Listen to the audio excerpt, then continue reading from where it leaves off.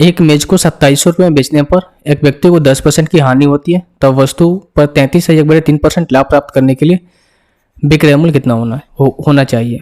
अब देखो 10% की फ्रैक्शन वैल्यू क्या होती है, 1/10 यानी कि 10 के सामान को एक हानि में यानी कि एक लॉस में बेच रहा है 9 में।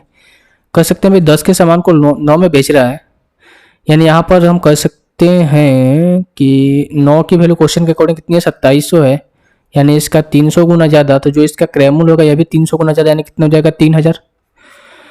हम कह सकते हैं मेज के क्रय मूल्य कितने होने चाहिए, 3000 होने चाहिए। अब इस 3000 पे 33% के फ्रैक्शन 33 सही 1/3% के फ्रैक्शन वैल्यू होती है 1/3, यानी कि 3 पर 1 का प्रॉफिट, यानी कि इसको बेच रहा है कितने में, 4/3 में बेच रहा है, यानी प्रॉफिट इसका कितना हो जाएगा भाई, 1000 का प्रॉफिट होना चाहिए। या फिर मैं आपसे बोलूँ कि अगर मैं यहाँ से एसपी निकाल रहा हूँ तो 3000 की वैल्यू को 4/3 में बेचेगा, यानी कितने में बेचना चाहिए उसे, 4000 में बेचना चाहिए, तो उसे 33 सही 1/3% का प्रॉफिट हुआ। मैं दोबारा से इसको समझा देता हूँ, हालांकि क्वेश्चन आसान है, कोई बड़ी चीज़ नहीं है। बोल रहा है कि भाई 27 में बेचने पर 10% का उसे हानि हो रही है, ठीक है।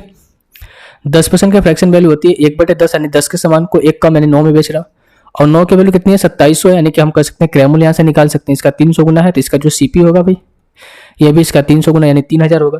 अब इस 3000 की वैल्यू को 33 सही 1/3% के लाभ पर बेचेगा, तो उसका एसपी कितना होना चाहिए। अब देखो 33 सही 3%, 33 सही 1/3% की फ्रैक्शन वैल्यू होती है 1/3, यानी कि अगर 3 को आप सीपी मान के चलो, यानी कि बेस वैल्यू मान के चलो, तो इस पर 1 का प्रॉफिट लेगा, यानी कि 4/3 में बेचेगा।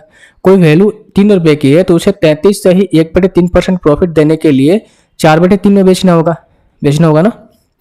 तो वही यहाँ पर बोला गया है भाई कि एसपी अगर आपको निकालना है तो 3000 का 4/3 में इसको सेल करो, यानी कि हो जाएगा कितना आपका 4000 रुपये। अगर आपसे पूछता कि प्रॉफिट कितना हो रहा है, तो प्रॉफिट हो रहा है कितना, 1000 रुपये का, क्योंकि 3000 की वस्तु को 4000 में बेच रहा है, प्रॉफिट कितना का हुआ, 1000 रुपये का।